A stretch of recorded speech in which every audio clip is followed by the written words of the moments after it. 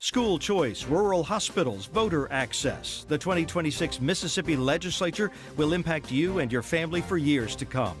MPB brings you At Issue, a weekly analysis of the legislative session and the issues affecting you with perspectives from both sides of the aisle. Brandon Jones and new At Issue analyst Rebecca Staples join me, Wilson Stribling, every Monday at 5 p.m. only on MPB Think Radio and wherever you get your podcasts. MPB, your stories, our mission. Hatred destroys the one who hates.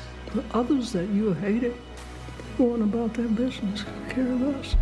So the legacy of Medgar Evers is an understanding of our own humanity and of our own responsibility of seeing that in other people.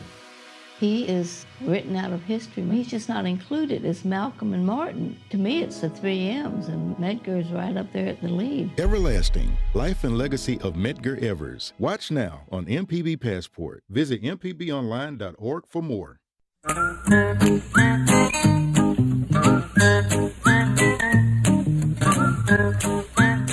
Okie dokie, folks, welcome back. Horticulturalist Felder Rushing, and we're going to be talking about gardening for the next couple of hours. Glad you're joining us, and those of you who are here for the first hour, welcome. Those of you who ain't joined us yet, we'll welcome you the next hour. But we're going to just be talking gardening. Gardening in the South in February, because there's a lot of stuff going on. I brought a whole bunch of show and tell. I've got some notes today. I've got some pictures to show for those of you on live stream. But mostly it's about you, what's going on or not in your garden. So if you want to give us a call, that's what me and Java are here for, we're here to connect with you. So if you got some things going on in your garden, on your mind, things you're trying to do, or things you might want to do, or somebody said you shouldn't, or maybe you heard something and you're not quite sure, give us a call. And it was just family. It's a garden party. We don't care how you dress. Just give us a call and talk about whatever's on your mind. It's toll free 1-877-MPB ring. And good morning to you, Sir Java. Good morning, Felder, man. How you feeling this morning? I'm doing pretty good. I had an interesting experience this past week. Did y'all celebrate Mardi Gras, or just with the kids just let it roll by? No, we celebrated a little bit. We got some king cakes from from Broad Street, and we did some things. And not this year, but last year and the year before, because Chris was from Louisiana, they would go to the I'm not gonna say it right, but the Indemnity parade. Indemnity. I want to see how the what's the crawl? I never can remember when you have words. The closed captions. The closed captions. I don't see how they wrote what you just said. Oh, I messed it up, so they're for sure going to mess it up. So, yeah, but Mardi Gras is always kind of fun because, like I said, Crystal, she's from Louisiana, so it's in her blood. Well, my experience this weekend is related to that. The king cake is we have a tradition in my family. It's a little bit weird, I guess. We have a king cake, but you know how a lot of times they have a little baby Jesus in it? Yeah, the little baby, Well, this year I found the toenail. What? I don't know about that one, man. Yeah, y'all don't bury a toenail in your king cake? No, we do not. No, we do not. So you can eat king cake and pick your teeth at the same time. You think I'm kidding? I hope you are, man. Yeah, but I kind of believe you're not. I am. But we got, this is a good time of year, and we have some cold weather ahead of us. It's going to get kind of chilly next week. But yesterday it was 82 degrees in Jackson. I was out turning my compost and doing a few other things, and it was just, I'm not going to be doing this. It's too hot to be doing this stuff. So I just say no.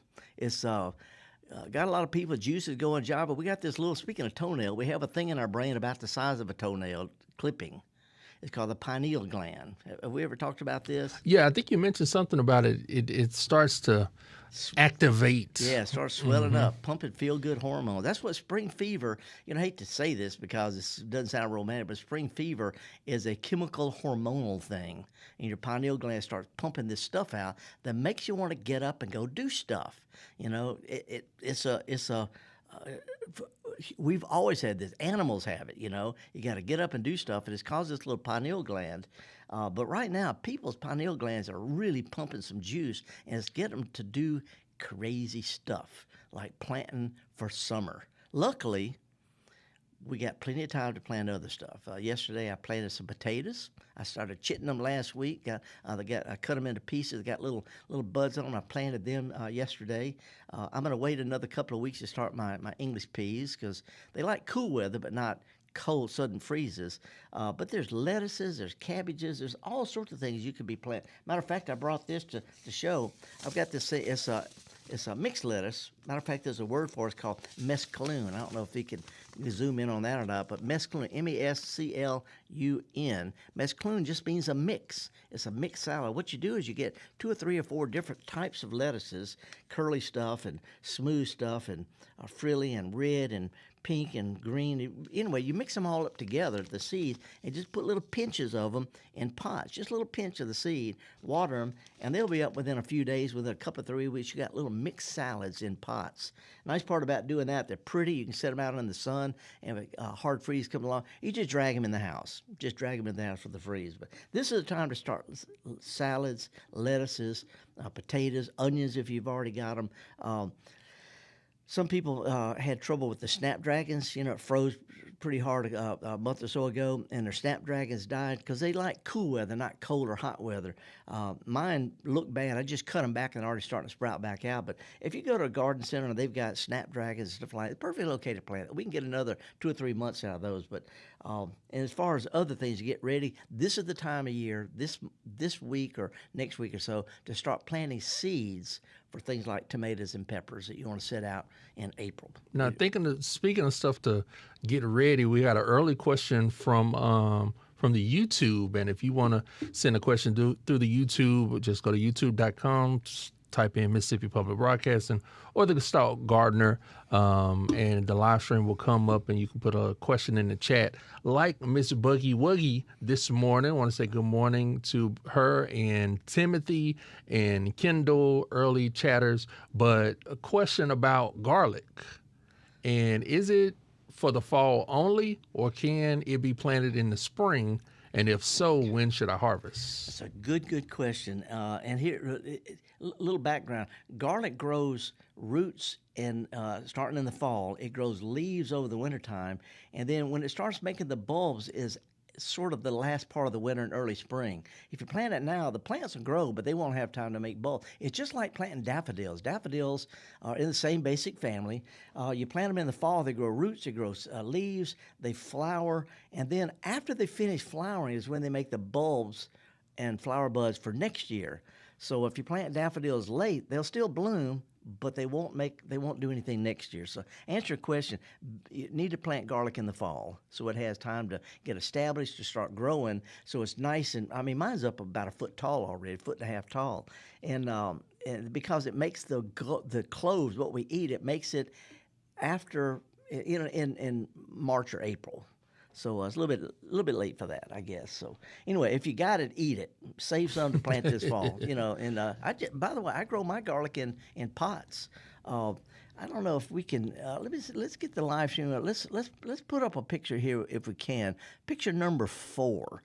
If you're on live stream, you can see this. If you're not, check it out sometime. If you're not on live stream, go to YouTube and type in Gestalt Gardener or go to MPB Online. And you can see this anytime. But this is the picture of one of my raised beds. You can see the little chicken wire up at the top, Java. That's around my kale because squirrels eat my kale. So I made me a little chicken wire thing, a little cylinder, and put it around it. And I've got some other stuff in there, green manures. But in the lower left-hand corner, that big, tall, strappy-looking plant, that's my garlic. I planted it back in the fall. It's already that big. Okay. So just coincidental. And the other green stuff in there, I usually plant some lettuces. I pull some of that green stuff up, and what it is what I call my green manure. Some people call them weeds. What I have is henbit and chickweed and a few other winter weeds because they're pretty, and not only that, but they're starting to bloom right now, which is great for pollinators. But the nice part about it is they're easy to pull. I'll pull a few to plant some stuff in a couple of weeks. But most important, I just pull them, lay them on top of the ground as a decaying green mulch, and you can work it in the dirt. So instead of buying a bunch of stuff to plant in my dirt, I grow stuff and just turn it in. It's called green manure. You grow it over the wintertime. Now, by the way, we might show another couple of pictures. Picture number 5 is a close-up of those same plants. Picture number 5 are 2 weeds in people's yards and flower beds. The one with the little starry white flowers is called chickweed. There's a couple of different kinds of chickweeds. It drives some people nuts, but it is a pretty little plant, good for pollinators, easy to pull. And get this, it's perfectly edible. You can eat it. What does it taste like? You put a little vinaigrette on it, and who cares? I mean, what does lettuce taste like eating a glass of water? There you go. But anyway, chickweed. And the other plant on there is called henbit. I don't know the difference between henbit and dead nettle. They're both pretty close related. But henbit is a plant that's coming up, and a lot of people call it a weed, but it is a fantastic spring, late winter pollinator plant, real easy to pull up. It also is edible. It's actually in the same family as mint. Doesn't have fragrance, but henbit and chickweed are good garden plants. And before we move on to this, let's put up picture number 6. This is a close-up of henbit flowers, and you tell me that this thing doesn't look like little orchids. It is It looks pretty. just like little orchids. It's a terrific little plant. It's great for pollinators. If you don't like it, just pull it up. You don't have to spray it. Just pull it. It's easy. But if you leave a few clumps here and there, the bees and the butterflies and the little hoverflies and all those things, they'll appreciate it. And they're awful pretty. So we call it a winter wildflower. Winter wildflower. Yes. Well, there probably is a technical definition between a weed and a wildflower. Well, I'll tell you real quick. Here's what we taught master gardeners. The classic definition, a weed is any plant out of place. It's a plant growing where you don't want it. An oak tree coming up the crack of a sidewalk is not a shade tree, it's a weed. A rose growing in a cornfield is a weed. But when you have plants that come up where you don't want them, we call them weeds. By the way, weed comes an old word, but weed, it means a little plant. Little plant. Isn't that a stupid thing? But here's the better definition, the new definition, the worldview definition. A weed is any plant having to deal with an unhappy human. If it's not bothering you, it's not a weed. I don't care what you over there it's a weed, over here it's a great plant. Some plants are great here, over there they're weeds. But anyway, what I recommend is pulling what you don't like, leave some of it. Doesn't hurt a thing, and it's got a lot of benefits. So anyway, that's a couple of things. The chickweed, the henbit, they're both perfectly edible. They're interesting. They're good pollinator plants. And if you don't like them, get rid of them. But other than that, just love them. They're great plants. So anyway, I got some other pictures I want to show, but we're going to take a little break and come back with some other stuff. Would like to mention that a couple of my pub buddies ran into you at a comedy event. Yeah, the comedy show a couple weeks ago. I remember them. They were fun. Well, I'm going to test them. I'm going to give a shout-out to the art gals, because they're both art teachers. Shout out to art gals, and I'll find out later whether they actually listen to this program like they say they do or not. Ah. I'm horticulturalist Felder Rushing. Me and Java Chapman, the live stream producer. We got Abram and John C's back there. Marissa may be back there. I'm not sure, but they're the ones putting these pictures up and doing close-ups. I'm going to show some close-ups in a few minutes, but give us a call. The lines are wide open. I mean, wide open. So you want to give us a call and just chat. We got plenty of time. We're not in a hurry, and we're just going to talk gardening. Stick with us, folks. Horticulturalist Felder Rushing, Java Chapman, folks at MPB. We'll be right back.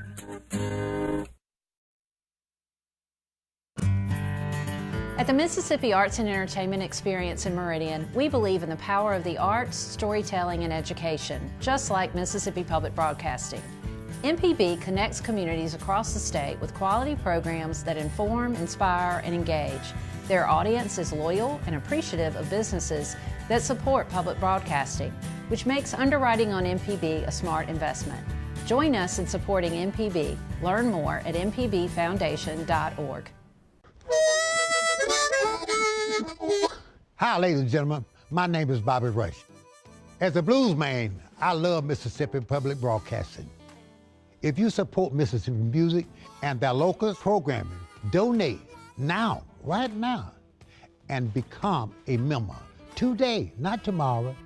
Thank you, thank you, thank you. Doesn't matter how big or small, but we prefer big. Thank you very much. School choice, rural hospitals, voter access. The 2026 Mississippi Legislature will impact you and your family for years to come. MPB brings you At Issue, a weekly analysis of the legislative session and the issues affecting you with perspectives from both sides of the aisle. Brandon Jones and new At Issue analyst Rebecca Staples join me, Wilson Stribling, every Monday at 5 p.m. only on MPB Think Radio and wherever you get your podcasts.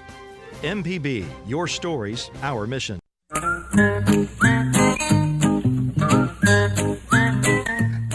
right, welcome back, folks. Horticulturalist Felder Rushing, and we're talking about gardening. If you want to give us a call, we have the lines wide open. It's strangely quiet this morning, and it could be because people are out there, a cup of coffee in their hand, walking around looking at all the stuff.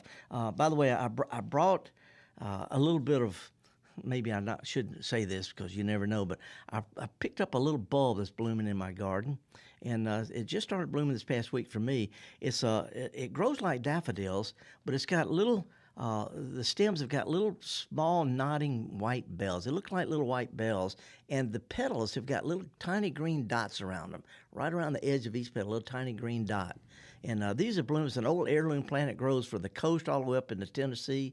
It grows really, it's easy to grow. It's an old-fashioned heirloom plant. And it blooms early, which means it sets seeds early, which means it can spread by seed. So it's a lot of times see it naturalized. Anyway, a lot of people call this snowdrops. This is not snowdrops. These are called snowflakes. It's a stupid thing, Java. And a lot of people just want to argue. I don't want to argue. You want to call a plant that you want to call daffodils, narcissus. I don't care. But I really thought I was being smart because I was like, those are snowdrops. Yeah, well, and that's what everybody calls them. But here's the deal.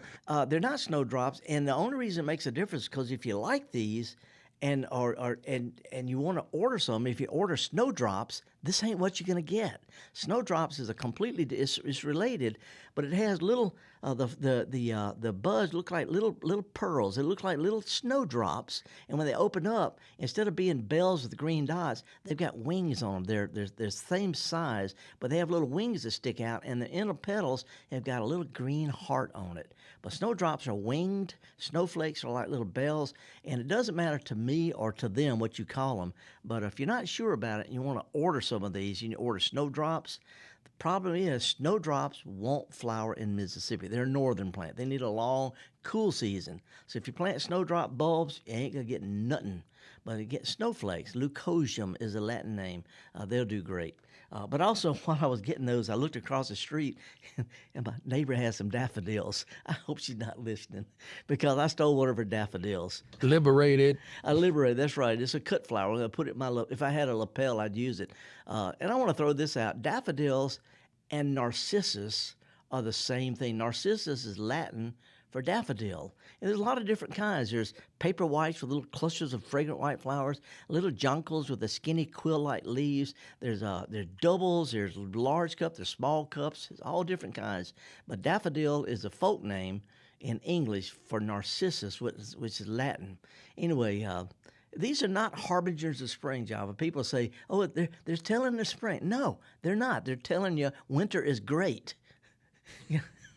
I know I'm parsing words here, but a lot of people say, spring is on its way. No, winter is here, and we've got wonderful stuff out there that's not early spring. It's sure enough wintertime. So I'm just saying, gather ye gather ye daffodils while ye may. But it's not the harbinger of spring. It's saying, here in the South, we have a great, great winter to enjoy. So anyway, we got a caller from Ocean Springs, Allie, and appreciate you calling. How are you this morning? I'm doing good. What's up? So we've been battling crepe myrtle scale on the bark of our tree, and we've washed it with soap, and we did the drench last year, and we're going to do it again. But it keeps coming back, and I'm just wondering what else we could do, because the tree looks gross and horrible, and we want to get it under control, but I'm just at a loss. It's a really good question. By the way, as far as I know, I was the first person to see the crepe myrtle bark scale in Mississippi. It showed up in Jackson, and it's been around for just a few years. It's an insect that's here to stay. It is not going away. It will always be here. It's sort of like Japanese beetles or stickers or whatever, mosquitoes. They will always be here from now on. And when you get them, it really doesn't kill the crepe myrtles, but it really look terrible. The only control, and keep in mind, I work with Mississippi State, I work with Texas A&M, I work with the Crepe Myrtle Society of America. We know about crepe myrtle scale. The only control that we know actually works is a soil drench. That's all. You know, you can do all sorts of other stuff, and I see it all: dormant oil, pruning, soap, all of these kind of things. No, the drench is the only thing we know that works, and you only have to do it every couple of 3 years. It usually lasts a couple of years or more. So I don't know if I would necessarily put it out this year. And it's best put out in the springtime. After the trees start leafing out is when they start pulling moisture and nutrients up from the roots, and that's how this drench gets pulled up from the ground up into the plant part. So does it do any good to put it out now or in the middle of the late summer, springtime? There is some concern that the drench they use, it does affect pollinators. Luckily, crepe myrtles are not heavy pollinator plants, but it's just one of those kind of things. We don't have any other control for scale. The drench is it. I think it'll work at least a couple of years, though. Okay. Well, that's good to know. So, and then we can just wash it to make it look better then? Yeah, but, you know, at the same time, the scale sucks sap, and the sap drips partially digested sap. Aphids in the scale, they drip the sap, and that's got dissolved plant sugars in it, and this black mold grows on that. So the mold isn't really the problem; it's the result of insects feeding on the trees. And usually in the springtime, when the trees put out new growth, the black sooty mold is what it's called. It flakes or washes off on its own. In other words, it's not like spray paint. It's going to be there for a while. So most of the time, it'll disappear because it's just, you know, it's like if you have a drop of syrup on your kitchen counter and you leave it there for a while, it's going to get this same kind of black mold. Anyway, it'll fade, it'll wash, it'll wear off. So you don't really need to worry so much about that. It's not a permanent thing. Okay, great. Well, thank you. I appreciate it. Okay. Oh, let me ask you this. If you were to have to get rid of your crepe myrtles because you're just tired of it, what would you plant instead? I don't know, and I would love a recommendation because that was just kind of the low-hanging fruit to plant. It's out in front of our house, in front of a little patio, so I wanted something pretty. So any other recommendation I would love. Well, there's a couple of good ones. One is it's not a really good flowering plant, but it's called Yopon holly, our native tree-form Yopon holly. It's a little airy holly. It's not a real dense holly. Evergreen. It has little red berries in the wintertime. And it's a good generic small evergreen tree. But there's a good summer blooming plant called Vitex. Some people call it lilac chaste tree. But Vitex has got leaves that are shaped like my hand, long skinny fingers on the leaves. And it's got spikes of usually blue, but sometimes pink or white flowers in the late spring and summer. Great pollinator plant, beautiful plant. But Vitex is a good alternative for that. Never gets really big. So it's about half the size of a big crepe myrtle. So it's a good one to look for. Awesome. Thank you. All righty. Hey, appreciate your call, Allie. Thank you. And speaking of flowering trees, Java, I took a drive, had to give a couple of lectures over North Carolina this past week, and I drove because I get to visit people, visit botanic gardens and old garden horticulture buddies. But I stopped by to get some gas, and they have a flower. Let's put up picture number 2 if we can. I don't know if we do that, but there's a flowering tree that's called. You know, we have flowering pears, we have flowering cherries, we have flowering this, flowering that, but this is called the flowering apricot. It's not a good picture because late in the day it's at a service station, but it's related to flowering cherries, related to flowering peas. It's called flowering apricot. Prunus mume, M-U-M-E. It is one of the earliest blooming trees we have, always in February, certainly by early March, but it's a winter bloomer. But flowering apricot is a good small tree loaded with flowers long before red buds, and they're pretty little flowers up close.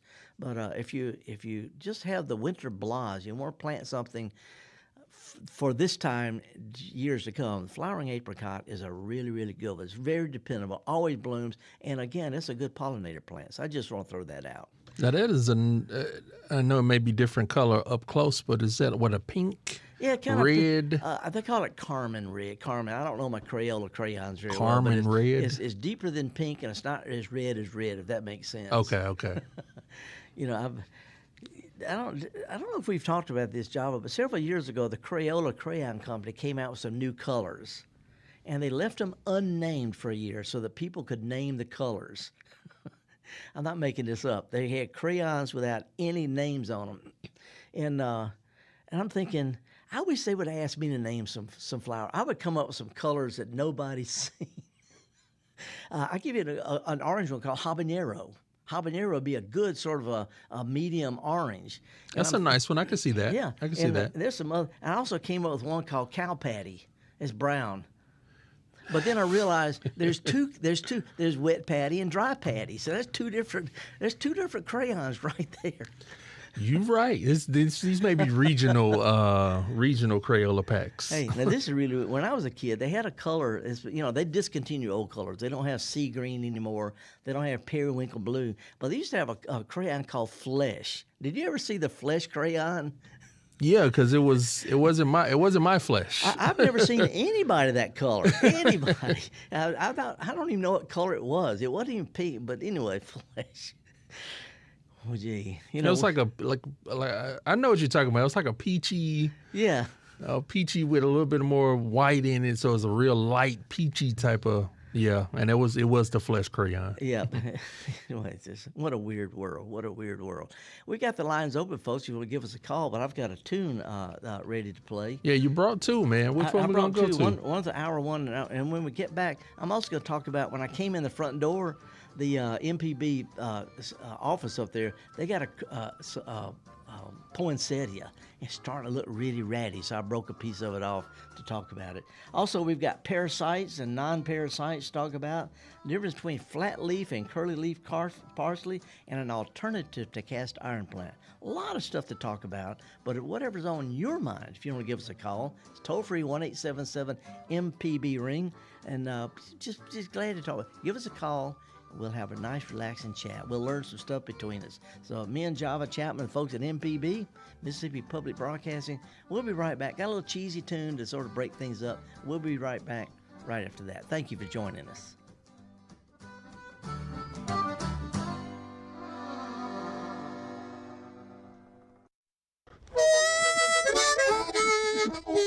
Hi, ladies and gentlemen. My name is Bobby Rush. As a blues man, I love Mississippi Public Broadcasting. If you support Mississippi music and their local programming, donate now, right now, and become a member today, not tomorrow.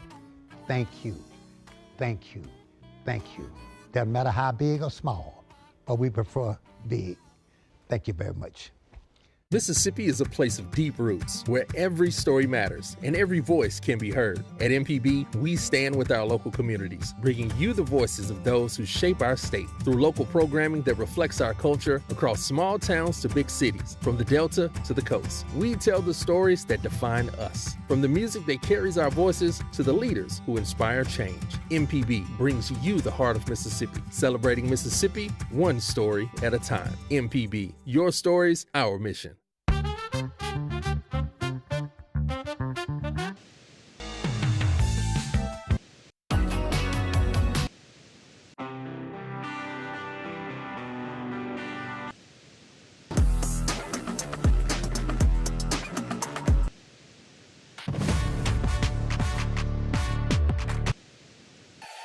Together through the years, together in the future.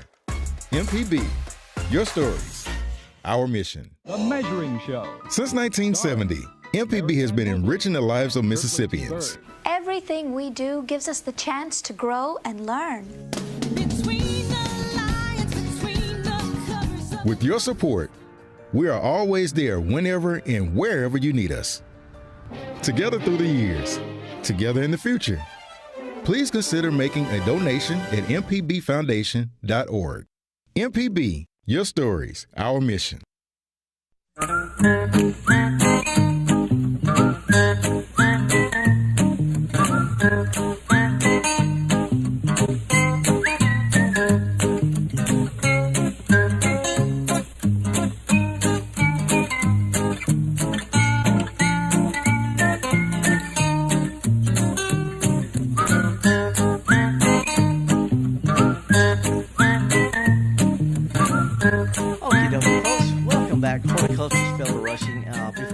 call, let me mention I've got a workshop tomorrow.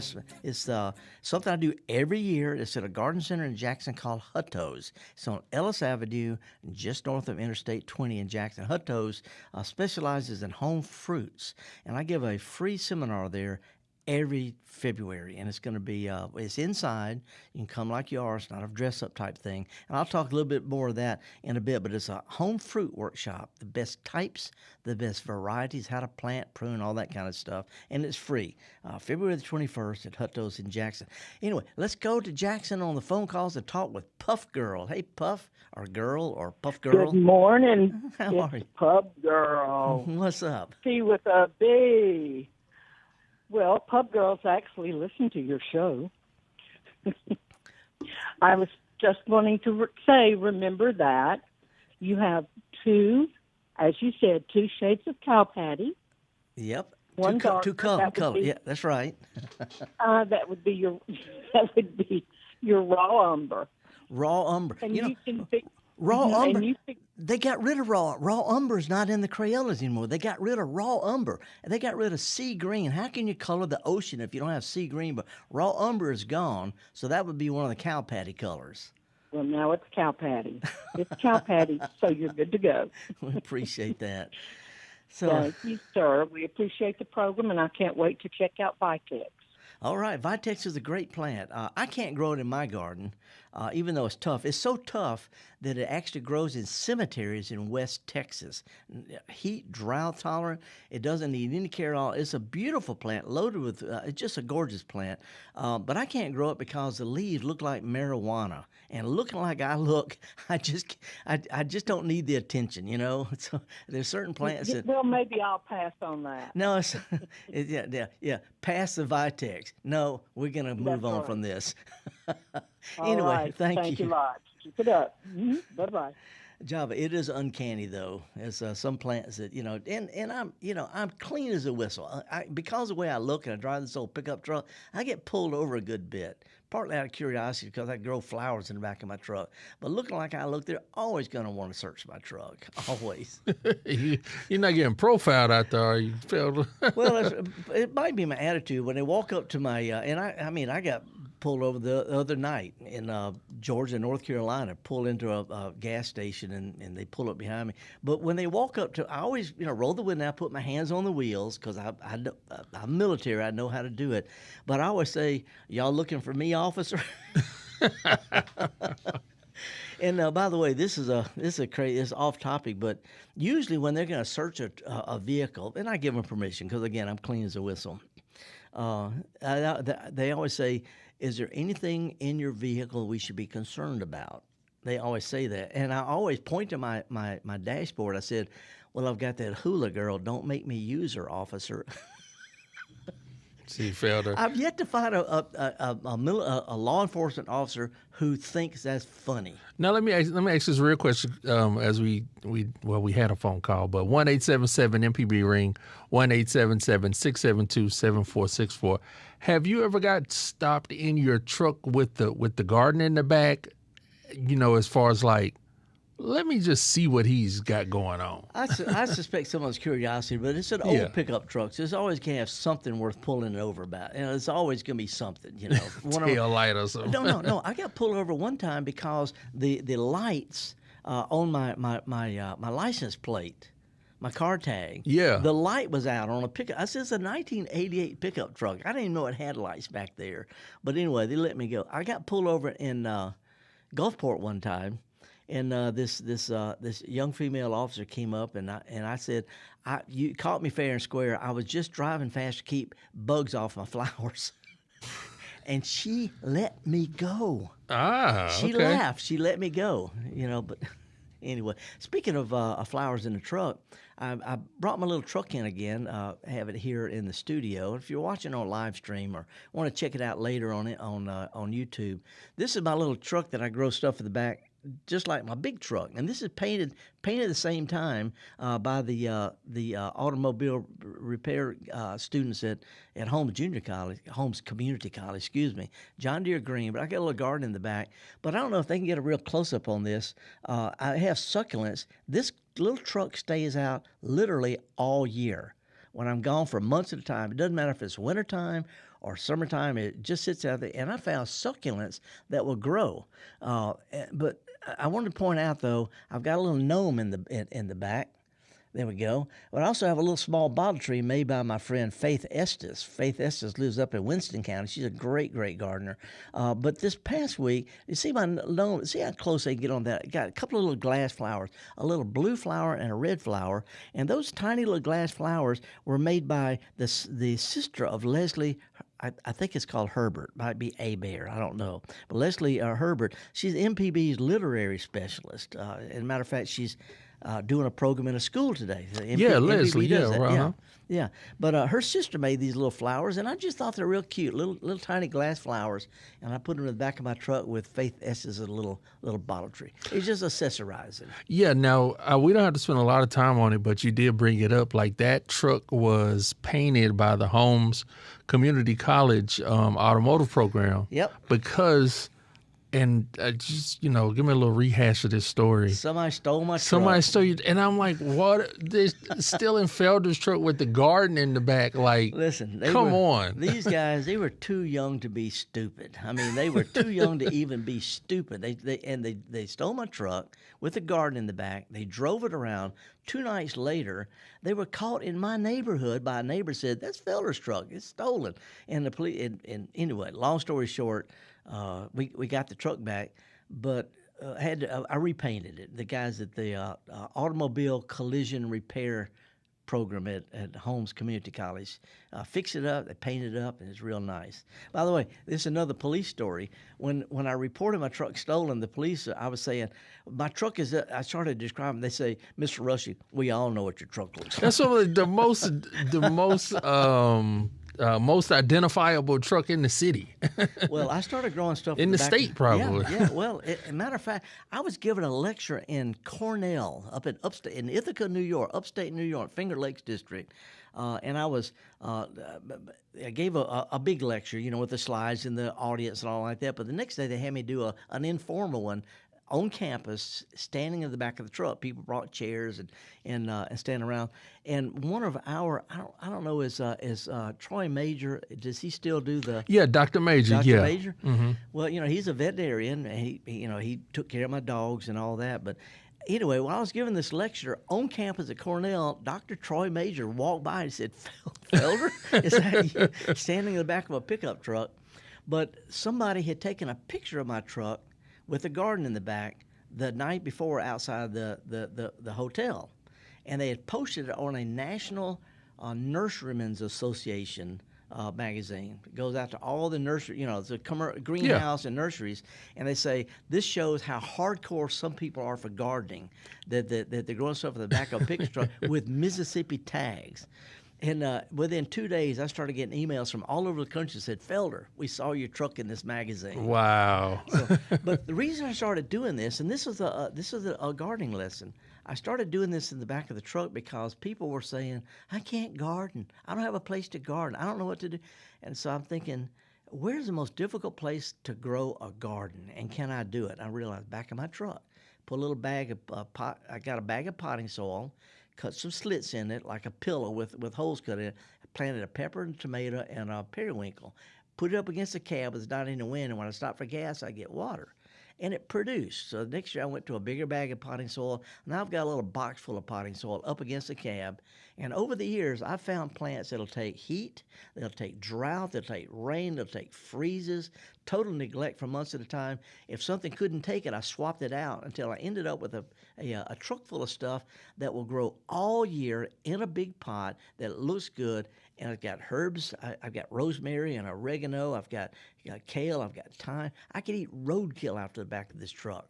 But the whole idea, Java, was to show that there are plants that'll take total neglect in a container in Mississippi. And according to the Louisiana Highway Patrol, another police story, I have an official document from the Louisiana Highway Patrol that says that my garden will go 81 miles an hour. That's F1 tornado. 81 is F1. So it's an official government document of the Highway Patrol. I had to pay for it, but there. Now, the whole thing about that story that you just told, I love the part where you said even you went through a trial and error period as far as like people may see the garden in the back of the truck now and it's full, it looks nice, but even you had to go through it like, well, this will work, this wouldn't work, this would work, this wouldn't work. And a lot of people, you know, they get discouraged, they throw some things out in the garden, it doesn't work, and they just like, I can't do it at all, you know. Even you went through a trial and error. Yeah, you know, and part of gardening is experimental. You know, you want to try things. But I don't have time. I'm old. I'm lazy. When I bend over, I see sparkly things. You know, I don't want to throw money away. So instead of trying to grow whatever my heart desires, I look around and say, what will grow well for me with given my skill set, not my abilities, but my actual, what do I actually do in the garden? I don't like to water. I'm gone a lot. So I need plants that'll take Mississippi weather, not Florida, not Michigan, not California, not England, but Mississippi. And so if a plant didn't make it, I pulled it out, stuck something else in it until gradually I ended up with a garden that's as colorful, as florific.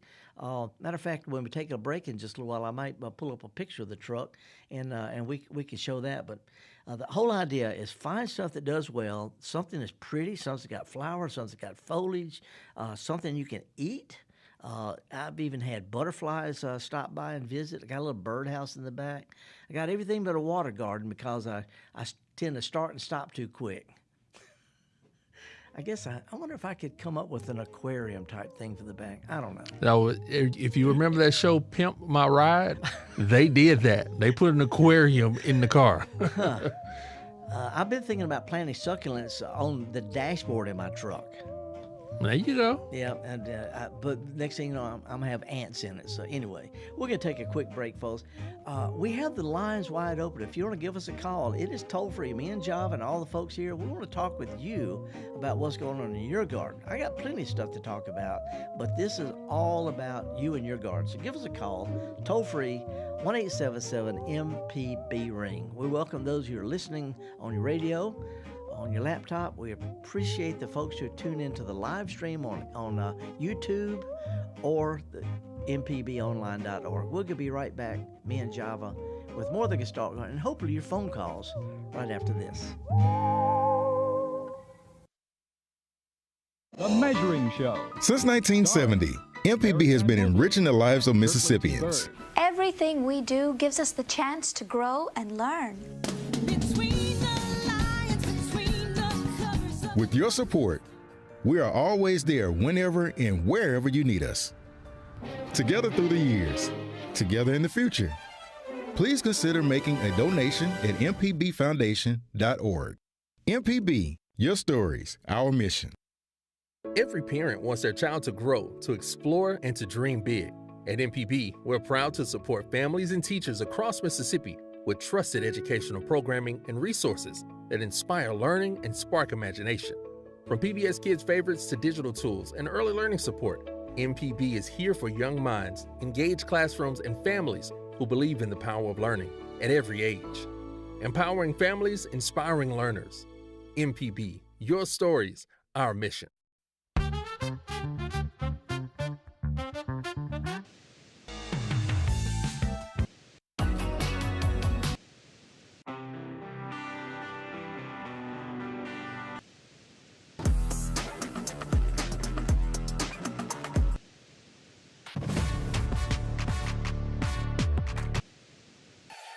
Together through the years, together in the future. MPB, your stories, our mission.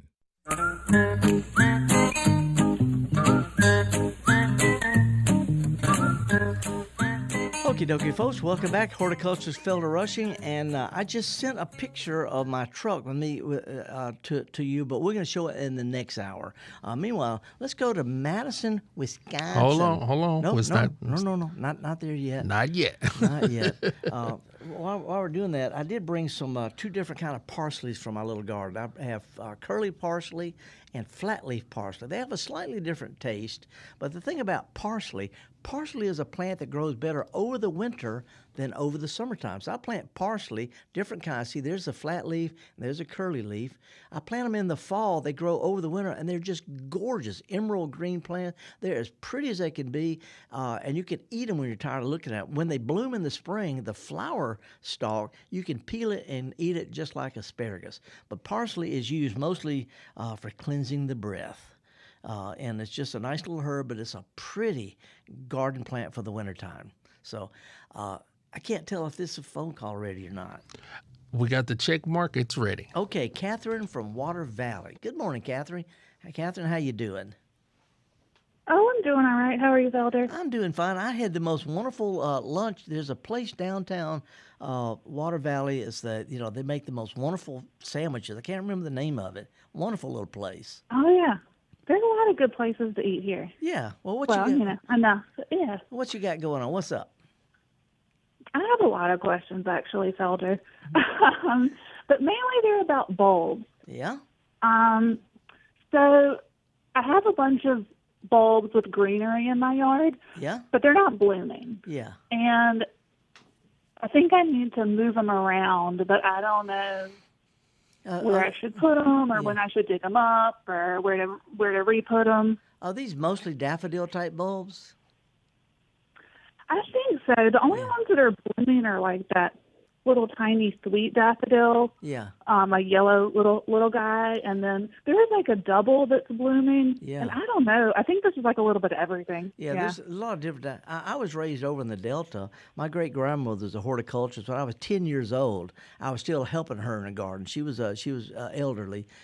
She called me a little professor when I was 10, but she had over 350 different kinds of daffodils. She was one of those kind of people. Long rows of different kinds of daffodils. Beautiful. Yeah. Yeah, but now get this. Not long after she passed away, most of them stopped blooming. And, unless they're dug up and divided and all like that all the time, there's of all the daffodils that we have, and they grow in Michigan, they grow in Wisconsin, they grow in all over the country, but only a few will bloom repeatedly this far south.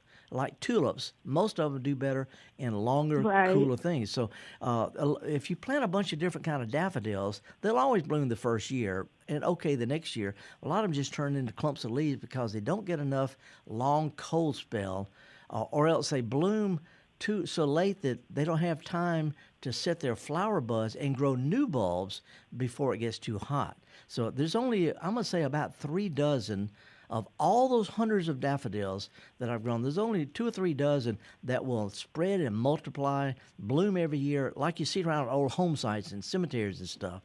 So there's a good chance that the daffodils were planted just because they were pretty, but they're not adapted this far south. If you want them to come back year after year after year. Interesting. But the green will just come back, keep coming back every year, but it'll never bloom. Yeah. And I just moved. I don't know anything about the history, but I just figured that they were like too thick or too shaded or too deep or something. It does. But it might just be the kind itself. Well, it does help to move some of them, to dig them and divide them and separate them. That's best done when the leaves start to die down. Here's the reason why, Catherine.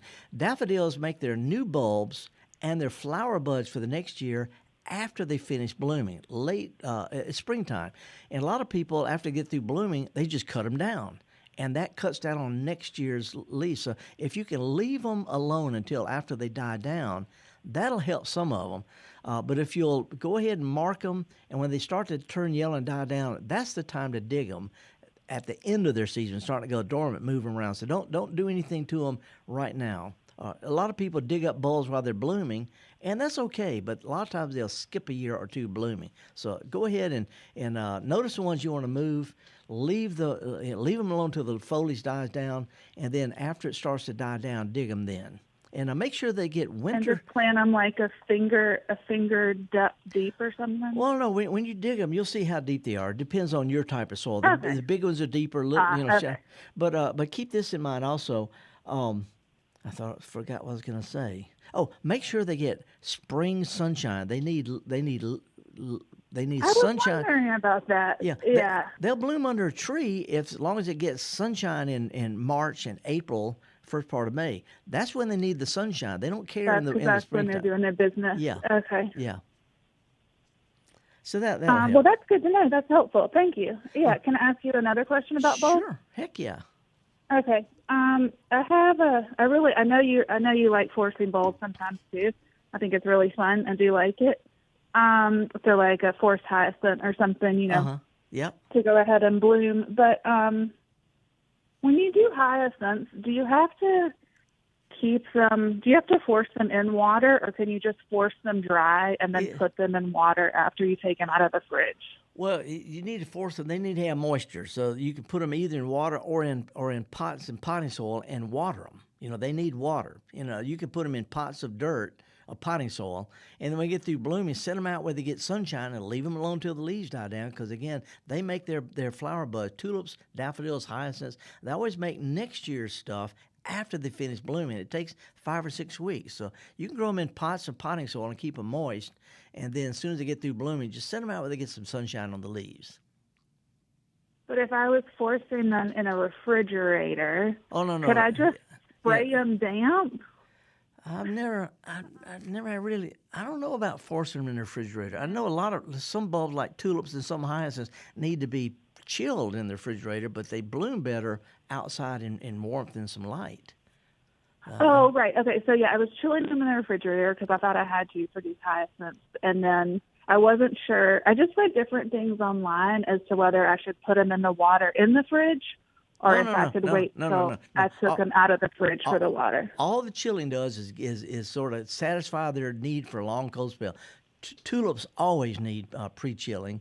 A lot of hyacinths do, but after they've been in the refrigerator for a couple of months, take them out, pot them up, and then let them do their thing. Okay, perfect. That's much easier. That's great. All right, Catherine, we appreciate your call. We at the end of our hour. If you want to hang on or else call us back, we're going to be here for another whole hour, but we're sort of getting towards the end right now. Oh, well, that's good. Yeah, I appreciate your help so much. Thanks, Felder. Oh, one other quick thing. Those little pretty yellow ones that are so fragrant, look at the leaves, and if they're shaped like little quills, little needle-like quills, those are jonquils. Most daffodils have a butter knife-shaped leaf, but the true jonquils have got a little skinny quill-like leaf. Just throwing that out. Anyway, okay. Well, I'm going to go check them out. I appreciate it. Thank you. Appreciate your call, Catherine. Whew, Java, we covered a lot of stuff this first hour.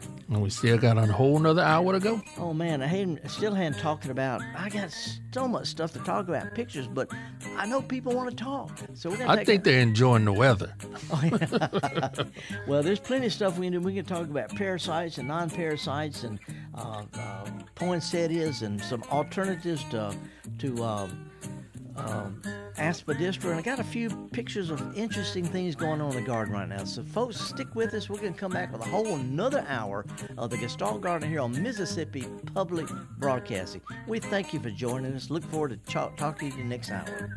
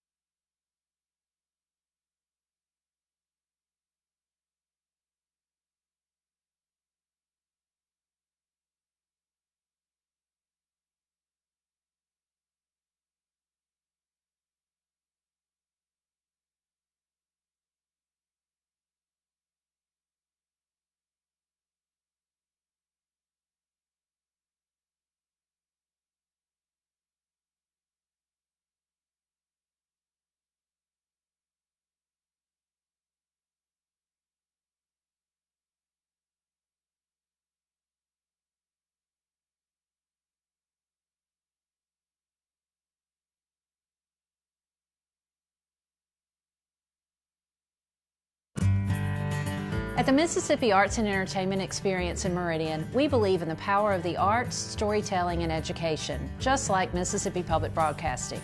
MPB connects communities across the state with quality programs that inform, inspire, and engage. Their audience is loyal and appreciative of businesses that support public broadcasting, which makes underwriting on MPB a smart investment. Join us in supporting MPB. Learn more at mpbfoundation.org. The Measuring Show. Since 1970, MPB has been enriching the lives of Mississippians. Everything we do gives us the chance to grow and learn. With your support, we are always there whenever and wherever you need us. Together through the years, together in the future. Please consider making a donation at mpbfoundation.org. MPB, your stories, our mission.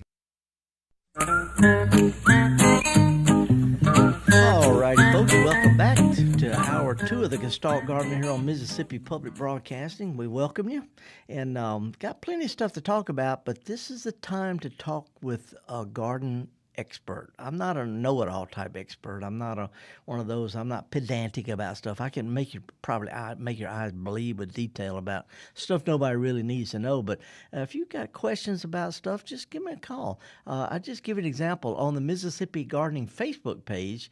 This is a question that came in just literally 1 minute ago. Question: I have several well-established knockout roses that honestly have never been trimmed back or shaped in several years. Would it hurt to cut them completely to the ground? And knockout is a big bush. It's a medium to large flowering shrub. And it's a good question. And this is the month to prune. Some people, Java, they say to prune roses on George Washington's birthday or Valentine's Day. That's just one of those frenetic things to help you remember stuff. February is a good month to prune roses, except for climbers. Lady Banks, New Dawn, Peggy Martin. Do not prune climbers this time of year because that cuts off this spring's flowers. But shrub roses could be cut back.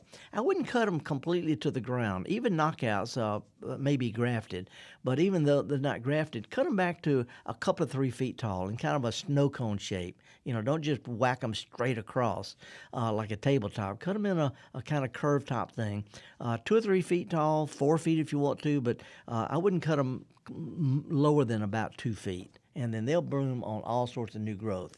And by the way, Java, I went out and helped my some members of my family prune their plants this past week.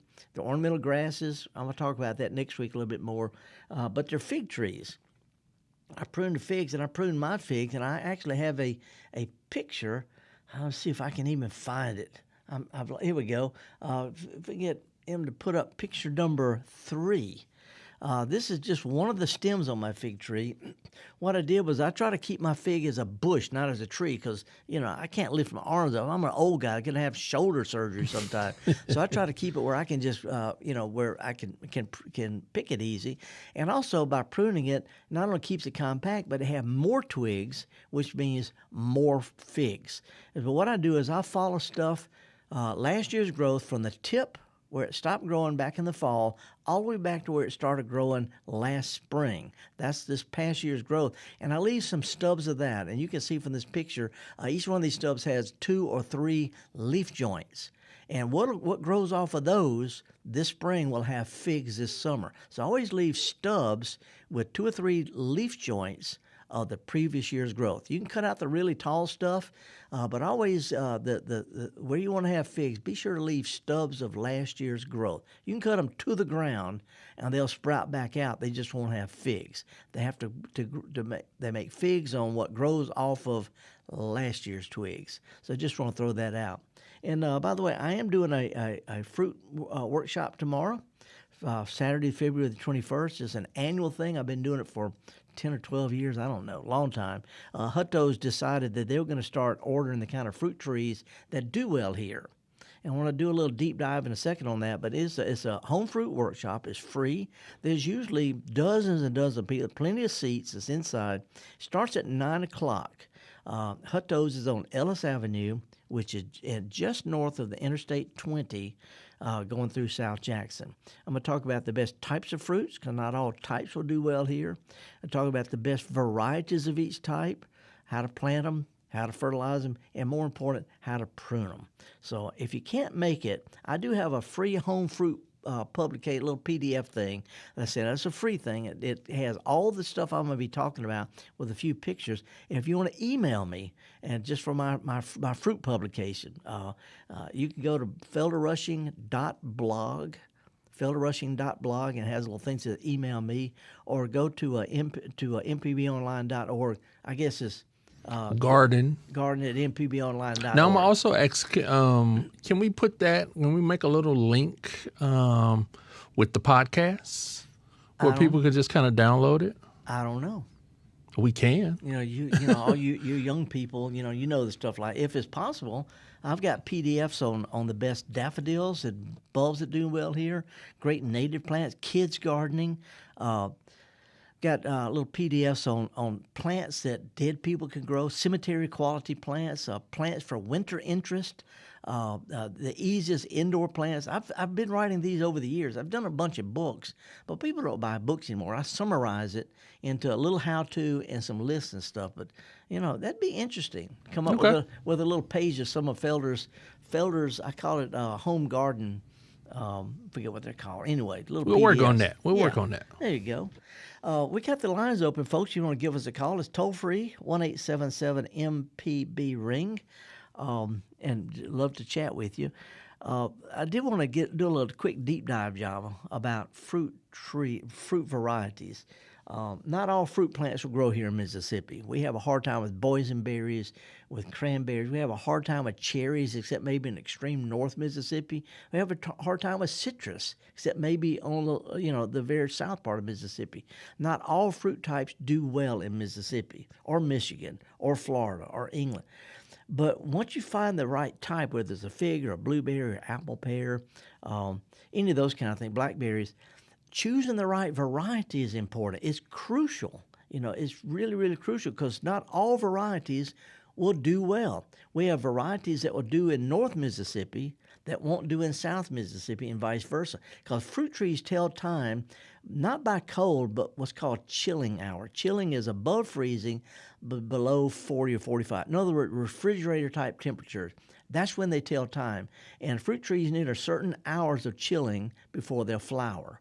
South Mississippi gets 2, 3, 4, maybe 500 chilling hours. North Mississippi gets 800, 900, maybe 1,000 chilling hours. Central Mississippi, 500, 600, 700, 800 chilling hours. And if you have to choose fruit varieties that fall within that area, if you get one that needs a lot of chilling hours, it won't happen on the coast. They'll leaf out, but they won't flower. If you take some that have low chilling hours and plant up north, they're going to get their chilling hour in the middle of the winter, first warm day, they're going to bloom. And they're going to freeze. So chilling hours is how fruit trees tell time. And if you're not sure, just take whatever fruit you're looking for, type it in a search box, and do chilling hours, and it'll tell. Or go to msucares.com and click on fruit. Just write fruit in there, and it lists all the different type of fruits and the best varieties for North, Central, and South Mississippi. It's just one of those things, a little horticulture thing. Now, let's go to the phone calls. We got Jerry, who's on the road. Jerry, how you doing, man? I'm well. How about yourself? So far, so good. What you up to? Well, I'm driving. I had two questions. One you already answered about when to cut back roses. My next question was, when is the best time to cut back on hydrangeas? Good question. We have two main kinds of hydrangeas: those that bloom on new growth and those that bloom on last year's growth. The ones with big old mop head type flowers that most people plant, they bloom on last year's growth. Treat them like figs. Follow the ends of the branch back to where it started last spring, and leave some of that. And what sprouts off of that will flower. I mean, if you cut them to the ground, they'll come back, but they won't bloom. So leave some stubs of last year's growth. And if you still got some tall stuff left, go ahead and cut it off, but leave some of it to bloom. The summer blooming stuff, doesn't matter. You can cut them back as far as you want. They're going to bloom. So anyway, in general, this is a good month to prune. Let's leave some stubs of last year's growth if you can. Good deal. Thank you. All righty, man. Hands on the wheel, Jerry. Yes, sir. Okay. Now, going to Detroit, Alabama. I don't know where. Patrick, where is Detroit, Alabama? Oh, having trouble. Yeah, now Patrick, we're having a hard time hearing you. I don't know if you have a Bluetooth or your headset, but yeah, you're kind of muffled. Oh, I'm sorry. There we go. We can hear you now. What's up? Okay. Uh-oh, cutting out. Yeah, we may have to put you on hold real quick, Patrick, and try to get you queued up. Hold on. You want to do that now or go to another call and come back or what? Yeah, we'll come back with Patrick. Let's go ahead and move to Jeremy. Yeah, stick with us, Patrick. Jeremy calling from Jackson. What's up? Hey, how you doing? Good, pretty good. I wish we were outside right now. Yeah, I know that's right. It feels good. I finally got through. I've been trying to get through for a few weeks, and I finally got through. I wasn't even planning to get through, but I was like, oh, I got through. Well, here we are, man. Keep it clean. Yes, sir. I had a question about I'm growing some avocado. Yeah. Some avocado trees, and I started, growing it, but I don't have a clue what I'm doing, and so I'm starting it in-house. Yeah. But do you recommend I start that avocado tree in-house or outhouse? Well, what's some good things I need to remember? Okay, first of all, they make trees, so you're gonna have to prune. You're gonna have to keep it pruned into a bush. You have to ride it pretty hard. Every year prune it to keep it compact. But they need to be out in the sunshine and the warmth, and only bring it in if it's gonna freeze. If we get down below, in the 30s or something, drag it in, and then put it back out every time it gets 40, 50, 60 degrees where it gets real sunshine. Oh, okay, good deal.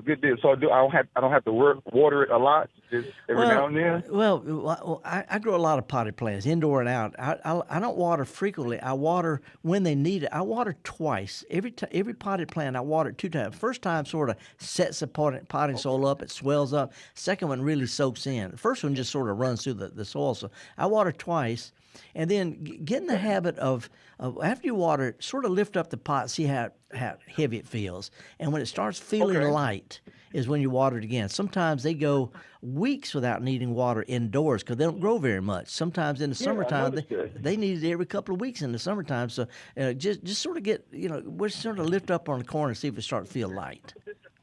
Okay, that makes sense. That sounds real good. And about if I start from finish, what's about 4 or 5 years until I get fruit? Yeah, when you grow it from seed, cuttings are ready to go, but seeds take a little while. So anyway, when it happens, I'm waiting for an invitation for some guacamole. Yes, sir. I appreciate it. I totally have you ready, sir. Man, I'm glad you made it through. We're gonna laugh about stuff in the long run, aren't we? Oh, absolutely. hey, here's something you can do while you're waiting. Instead of just having a generic old bush in a tree, hang some Mardi Gras beads on it. Come on, have some fun with it. You can do that. Oh, yes, sir, I can. I sure will. That's a good idea. Appreciate it, Jeremy. Thanks for your call, man. Thank you so much. All right, have a good one. Yeah, Jeremy's ready to go, man. What do you want to try Patrick again? Yeah, I think Patrick's ready to go as well. Patrick, you there? Yeah, I'm standing in a different spot now. Maybe this is a little better. Perfect. Where is Detroit? Just south of Hamilton, in the northwest corner of Alabama. Yeah, I got a speeding ticket outside Hamilton one time. Oh, you're not very far from the Coon Dog Cemetery. Have you ever heard of that? I've not, no. Okay, Google it. Coon Dog Cemetery. It's somewhere in your neck of the woods. It's where people from all over the country come to bury their coon dogs, and they got a monument. It's a big a carved monument that has raccoons on the top and coon dogs at the bottom of it. It's a bizarre little place. Okay, I'm gonna look that up. Okay, what you got? What's going on in your garden? Well, I heard you talking about these bulbs before, and I think this is what I've got on this property. You called them a bunch of different names, but I think one of them was outhouse lilies. And there was something weird about their reproductive cycle. I wanted you to repeat all that. Okay, was it talking about today or in the past? Oh, it was in the past. It was a while ago, but it's the... What a lot of people call outhouse or ditch bank lily, they're usually talking about the old wild orange daylilies. These are orange. Yeah, that's what you were talking about. Okay, they're orange. They bloom in the summertime, right?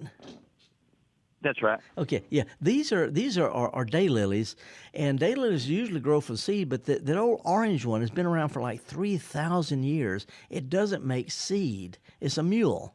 So if you want it, you just dig a clump of it up, pull them into individual plants, and move them around. And you can do that any time of the year. Daylilies are so forgiving. So any time of the year, if you'll just dig it up, separate them, move them around, then they'll take it from there. But the main thing is they're not self-fertile. They don't make seeds. Okay. Yeah, that's certainly that's what I recalled you talking about. Yeah.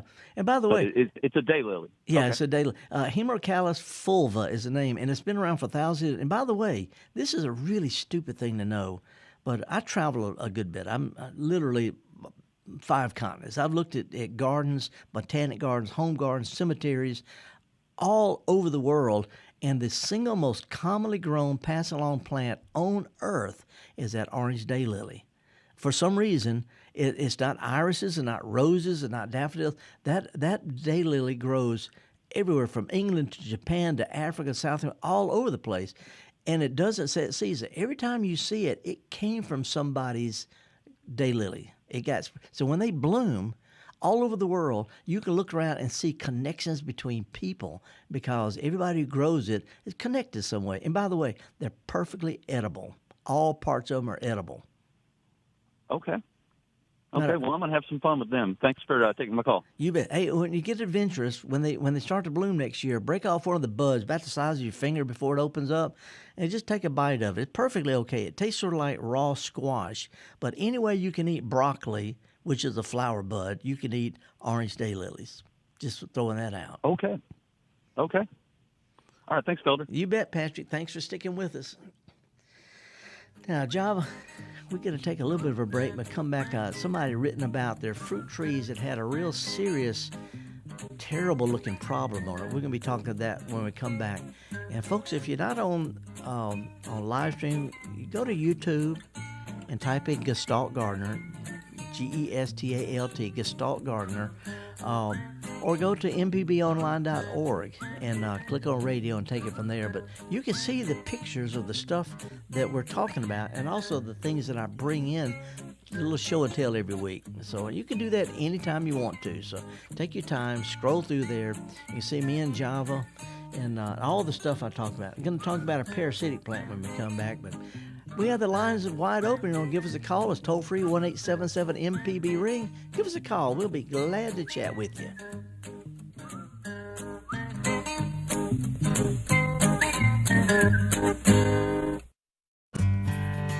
At the Mississippi Arts and Entertainment Experience in Meridian, we believe in the power of the arts, storytelling, and education, just like Mississippi Public Broadcasting. MPB connects communities across the state with quality programs that inform, inspire, and engage. Their audience is loyal and appreciative of businesses that support public broadcasting, which makes underwriting on MPB a smart investment.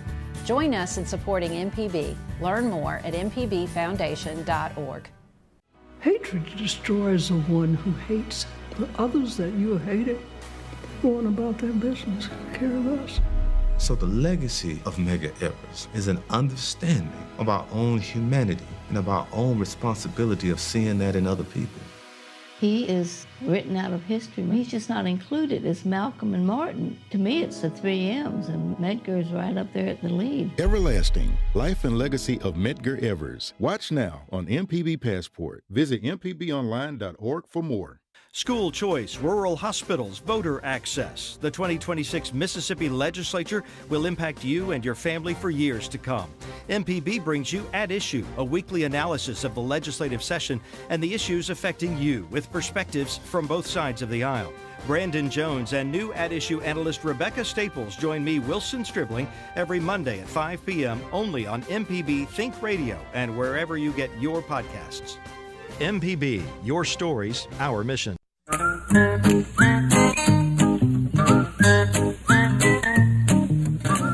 All righty, folks, welcome back. Horticulturalist Felder Rushing. And next week, we're going to be talking about hardy succulents, about leaf pile turning, and about topiaries. But this week, we're talking about whatever's on your mind and got plenty to talk about. Also, cat deterrent fabric.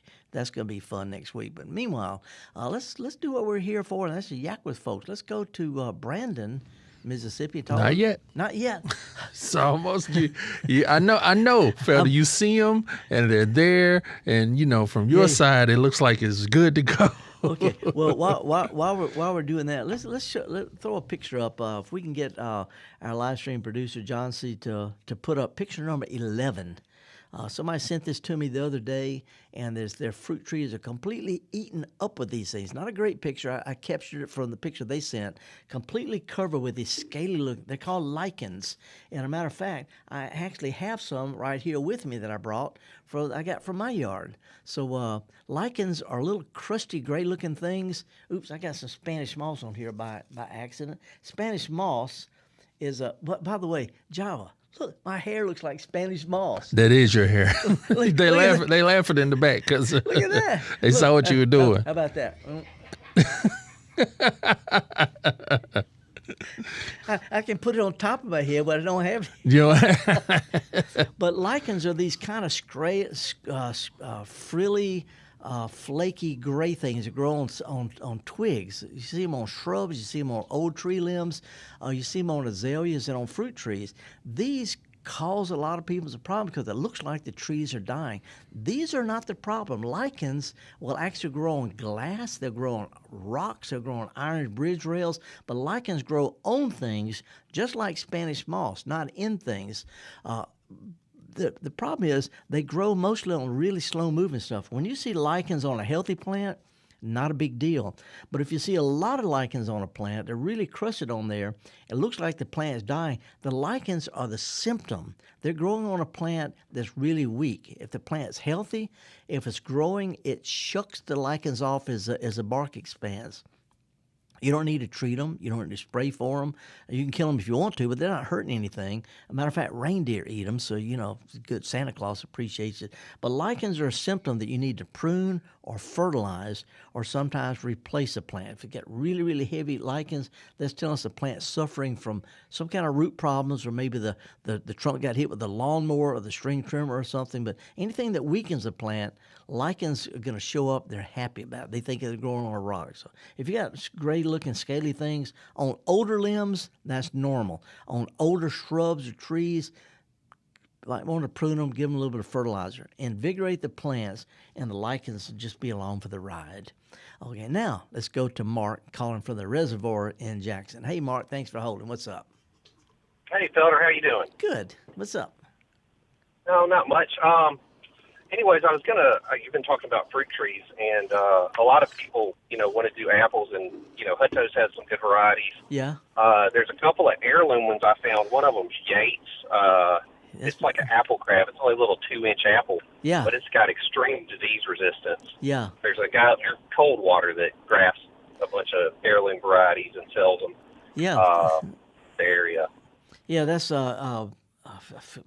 forget his first name. I've known him forever. Peterson is his last name. Peterson, not Phil. I think it's Larry Stevenson. Larry Stevenson. I've been to his place. He actually helped me graft some crab apples. There's a crab apple tree blooming in my neighborhood in Jackson that it never had diseases. It's a pretty nice small tree. It's got loaded with flowers, good fall colors, and the crab apples are they're about the diameter of a quarter, and they taste, well, they are apples. Anyway, so I cut some limbs off of that, and Larry helped me graft them. But he's been seeking out heirloom varieties for South Mississippi, Central, and North Mississippi for a long time. The name of his company is Southern Cultured Orchards. Southern Cultured Orchard. The main reason I'm recommending him is because he cares about what grows well. But anyway, disease resistance is important. Apples and pears, highly susceptible, Mark, as you know, to fire blight. And you can spray for it, but why not just go ahead and get varieties that are the right chilling hours and are disease resistant? Oh. Yep, that's the truth. And then my favorite fruit is Asian persimmons. There's almost no issues with them except for maybe a bacterial leaf spot they'll get. Yeah. I've got 2 varieties in my yard, Izu, IZU, and Saruga. And the Izu's an early one, and Saruga's very late. It'll hold on into Christmas. Is it astringent? So between those, is it astringent? No, they're both non-astringent. It means you can eat them right off the tree. Yeah, I prefer the non-astringent ones personally. Yeah, I like the one called Fuya or Fuyagaki. I know it's an old-fashioned one, but it's widely available, and it's self-fertile. Some of these others are not self-fertile, and so it rarely has any kind of seeds. Beautiful plant. Yeah. It's a By the way, there is a disease that's showing up.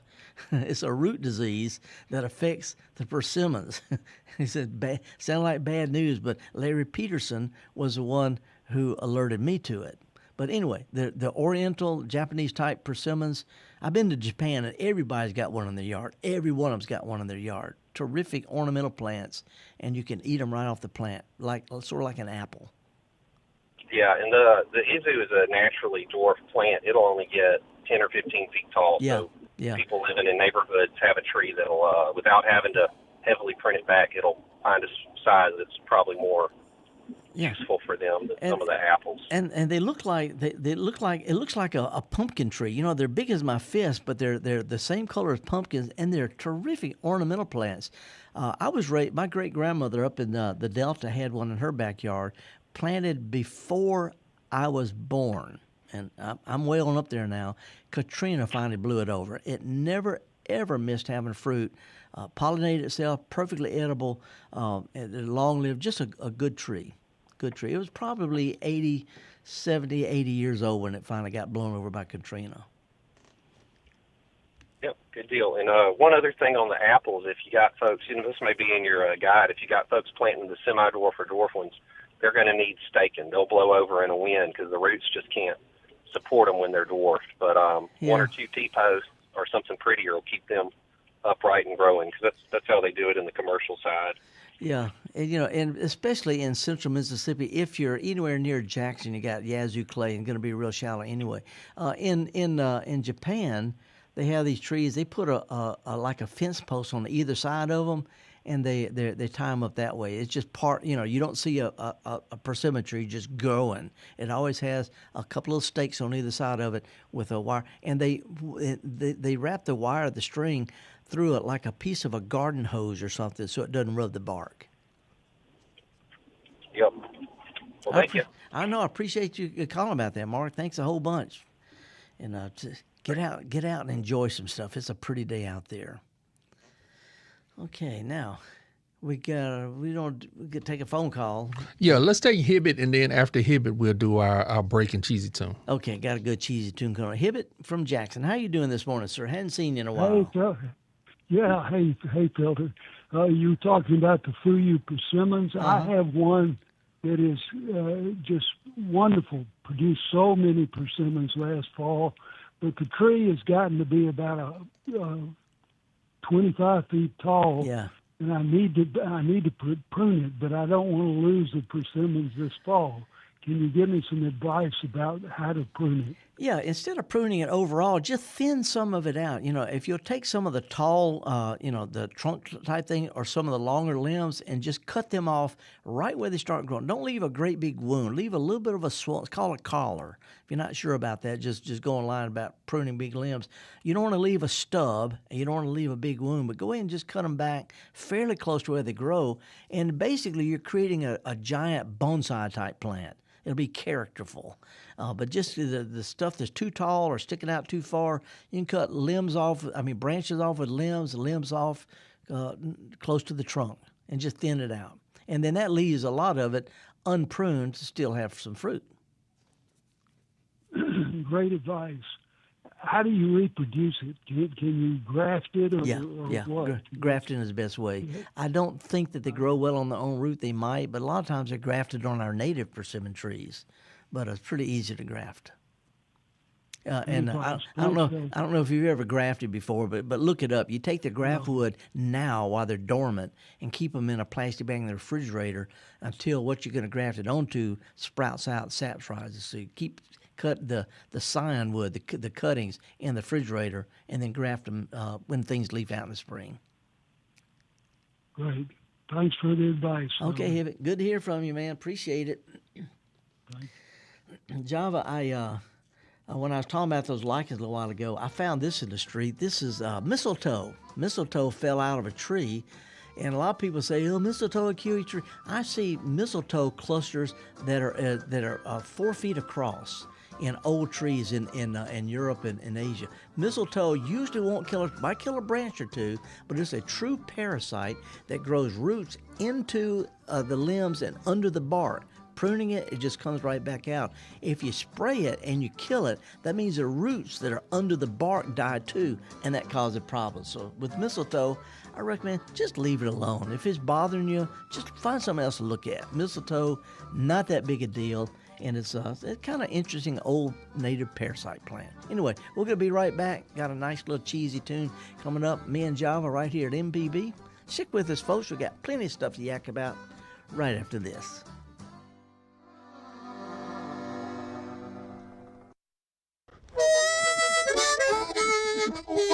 Hi, ladies and gentlemen. My name is Bobby Rush. As a blues man, I love Mississippi Public Broadcasting. If you support Mississippi music and their local programming, donate now, right now, and become a member today, not tomorrow. Thank you, thank you, thank you. Doesn't matter how big or small, but we prefer big. Thank you very much.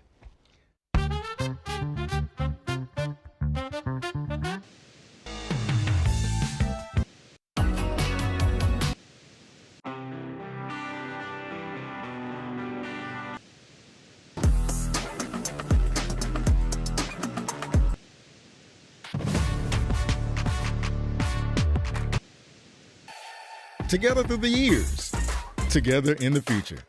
MPB, your stories, our mission. Mississippi is a place of deep roots where every story matters and every voice can be heard. At MPB, we stand with our local communities, bringing you the voices of those who shape our state through local programming that reflects our culture across small towns to big cities, from the Delta to the coast. We tell the stories that define us, from the music that carries our voices to the leaders who inspire change. MPB brings you the heart of Mississippi, celebrating Mississippi one story at a time. MPB, your stories, our mission.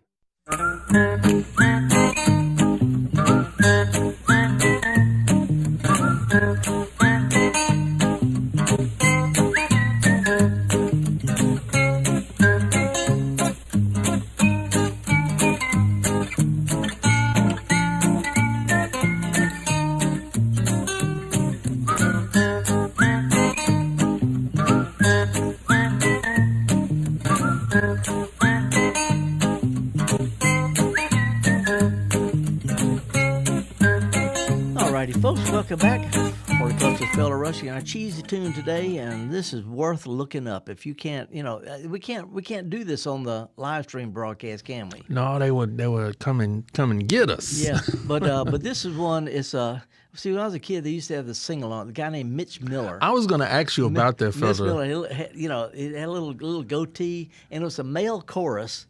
And they always sing when they had the words at the bottom with a little bouncy ball. Like this would come on television. Yeah. They had a little bouncy ball with the words. You could sing along. But anyway, he was singing Four-Leaf Clover. I was overlooking a four-leaf clover I've never found before. And this was popular. It was must-see TV. Oh yeah. It was called Sing Along with Mitch. Yeah. Wow, what a weird world. I wanted to mention that the poinsettia, when I came into the office today, when I came into the studio, they got a poinsettia by the front door. It's just looking terrible. All the green leaves have mostly shed off, and the red parts just looking bad. If you've got a poinsettia, you want to try to save it, and looking kind of sad right now, do this. It is perfectly okay to prune this. You can cut it. And you can actually root the cuttings if you want to, but these red things on the top, those are flower bracts. They're not the really flower. That doesn't need it. So just go ahead and cut that off. Ooh, it's got milky sap. But anyway, if you'll cut the plant back, it'll sprout back out quickly, and you'll have a nice little green, interesting bush, a potted bush. You can put it out in the sunshine. You plant in the flower bed if you want to, but it's got to be brought in next fall before it blooms. Anyway, this is the kind of plant where if you prune it back, it'll thicken up with new growth real fast. If you want to get it to bloom again next year, commercial growers cut them back in the fall, late summer. They cut them back, and they get the new growth to bloom. See, so anyway, if you got a bad-looking poinsettia, go ahead and cut it back. By the time it puts out new growth, it'll be time to put it out in a little sunshine. It'll do great. Also, wanted to to show a picture from my garden this morning. It's picture number 10. I got a little garden gnome. I got some dusty miller and some pansies and things like that. But in the background is a plant called cast iron plant. The Latin name is aspidistra. They call it cast iron plant because it might as well. It's grown as a potted plant up north. By the way, Java, I gave a presentation last night, an hour-long presentation on Zoom to a bunch of gardeners in Detroit, Michigan. And Detroit, how does Detroit and Mississippi go together? Well, it doesn't. Between England, which is mild, never gets too hot, never too cold. Mississippi gets too hot, never gets cold. Detroit gets cold, never too hot. Completely different climates, but gardening is the same. We grow figs and okra. They grow rhubarb and lilacs. Okay, I was telling them last night, if anybody doesn't have a rhubarb plant in their yard up north, because they don't have any friends. It's so easy to dig and divide like hostas and monkey grass and all. But anyway, different plants, same attitudes, same garden accessories, just enjoying. But their downtime is in the wintertime. Our downtime is in the summer. So, but they can grow things we can't grow. But anyway, this cast iron plant is growing up north. But there's another plant right beside it. I've got it here in the studio also. It's a plant that has long, skinny, dark green stems, and the leaflets look sort of like a nandina. They're little small leaflets. They're very pointed. They're very sharp on the end, as a matter of fact. This is called butcher broom, Ruscus aculeatus. Butcher broom is used by butchers to clean their butcher blocks. It's sort of like a sweep thing. But what's really weird about butcher broom is it's got the flowers are right in the middle of the leaves. I don't think we can get close enough to show this. I don't think we can get quite close enough. But it's got a stupid little flower right in the middle of the leaf. It's called a cladode. See if we can get close to that. You might be able to see right in the middle. I can see a little. It's like I can see a white spot. Yeah, a little white spot right in the middle of each leaf. May have to try to get a different angle. It's a flower. It's sort of like having a flower in the middle of the palm of your hand. Shake hand. Hey, that's great. But butcher broom is native to Europe. It is related to the cast iron plant. It grows exactly like cast iron plant, like lirio, monkey grass, cast iron, and this butcher broom. All related to each other. They grow perfectly well in the shade. They put up all their new leaves in the spring. They're evergreen till the next spring. So just like you can cut aspidistra back in the wintertime, this is the month to do it. It puts up all new clean growth in the spring. Butcher broom, which my great-grandmother grew. Mine came from my great-grandmother's yard. It's just a different shape and texture. It grows well with aspidistra, grows just like it. So anyway, just want to throw that out. It's an unusual plant, hard to find commercially, but it's a good old pass-along plant. Just want to throw that out. And my gnome I have to go out in the yard and straighten. My gnome keeps falling over. So we do have some lines open. Give us a call. Still have plenty of time to yak with some folks. And give us a call at toll-free 1-877-MPB-RING. And I'll be glad to yak with you about stuff. Hope to see some of y'all at Hutto's tomorrow morning. Starts at 9. It usually fills up pretty quick. I'll be there a little bit before in my pickup truck. And we're going to talk about fruits and pruning, choosing good varieties, planting, all that kind of stuff. It's a free seminar at Hutto's on Ellis Avenue in Jackson. Real friendly, old family-owned place. And we're going to have a good time doing that. Now, Felder, we do got a couple YouTube comments. Okay, let's do that. From my people who are checking us out on YouTube. Always remember, if you're live, if you want to, jump in that way, you can drop your questions in the chat on the YouTube. I want to say good morning to Rita, who leaves us a comment. This is my happy radio show. I could listen to Felder and Java all day. Yeah, don't make me tell a pirate joke. But we did have a question from, this is Felicia, and morning, have 2 banana trees. We've been talking about fruit trees. I did not cut them down before winter. Now I have removed some of the major dead, but not sure if I should cut down to the ground or leave some above ground? Question mark. It's a good question. And by the way, she got a really slimy job. The elephant ears, bananas, cannas, they get slimy after a freeze. to answer your question, if when you're cutting it back, if there's still some green right down in the center of that stalk, if you can leave a couple of feet of stalk, if it's got a little green in there, it'll give it the plant. You can cut them to the ground, they'll sprout back out. But if you leave a little bit of the stump, a couple of feet tall, it gives it just enough head start to where it may flower and actually have some bananas. It takes bananas 18, 20 months from when it sprouts to when you can harvest. Every year they have to start over again here in Mississippi. But if you can keep, a couple of feet of that trunk alive, still get a little green down in it, it'll give you a little head start. And the flowers are real exotic. Even if you don't get the bananas, the flowers are just so exotic. So I would do that.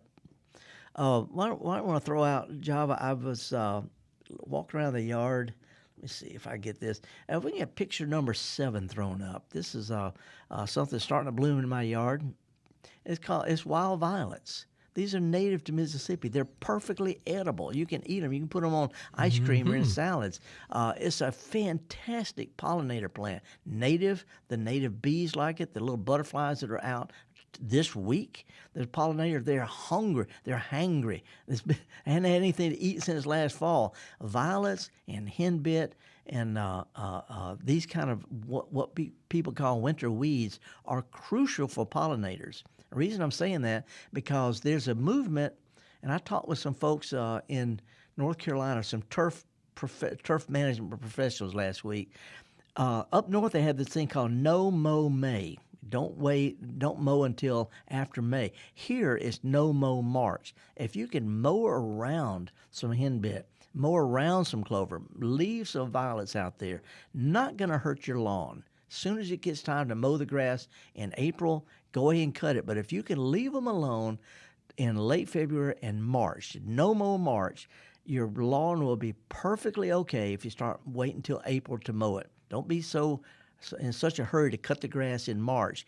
Those little wildflowers are incredible and important for pollinators. And when you mow your grass in April, they're gone. You're not even going to see them. It does not interfere with the summer lawn at all. But while we're at it, let's show picture number 8, because the viola, native violets, is a viola, but I also grow 2 other kind of violas in my garden. One is pansy, viola tricolor, and it's got this great big, I think it might be, I don't know the generic. Anyway, the violas and pansies. Pansies are big and colorful. Violas are small. The old-fashioned one is yellow and purple. You know, if you're an Alcorn grad, there you go.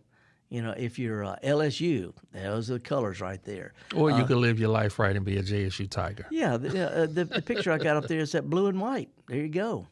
And that's your colors, right? Yeah, I just was messing. That's okay. Anyway, the little violas, they bloom more with little small flowers. The pansies are bigger, and this is my little garden right now. They go through the worst winter. And get this, they're edible.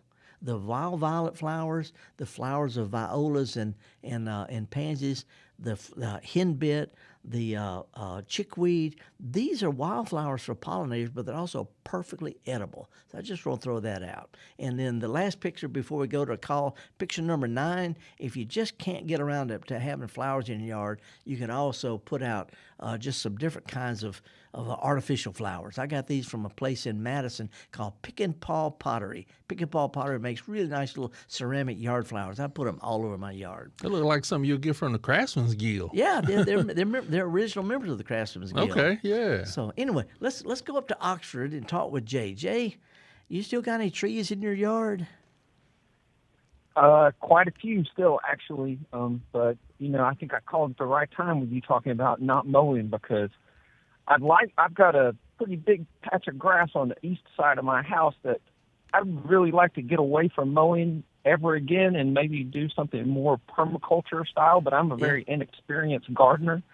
So I'm wondering, like, how could I get started in terms of getting away from the boring traditional mowed lawn and turn it into something that maybe would just be more of a permaculture style, like for the pollinators and things like that? That's a real good question, Jay. Matter of fact, my main lecture I gave this week in North Carolina was to a lot of landscape professionals, landscape contractors, lawn maintenance companies. They're there for their annual certification.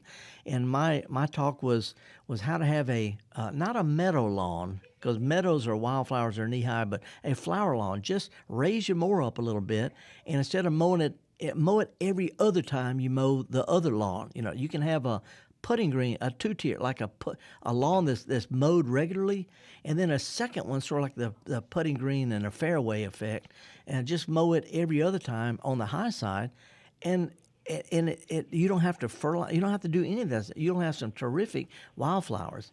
And then if you want to eventually turn it into something even more interesting, this is what I'm about to say sounds weird, but it works. Put you a bench or an arbor or a swing or a sculpture, something out there that you can see from the house across the area, and then simply mow a path to it.